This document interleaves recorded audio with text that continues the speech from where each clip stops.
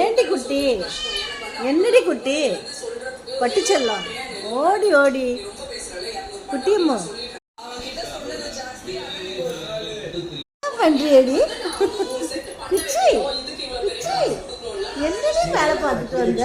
இவ்வளோ நேரம் ஆளை காணோம், இவ்வளோ நேரம் ஆளை காணோம். சாப்பிடவே மாட்டேங்கிறியடி, ஏண்டி? நல்லா சாப்பிடுவியடி. ஐயோ, வாழை பிடிச்சி கழிக்கிற,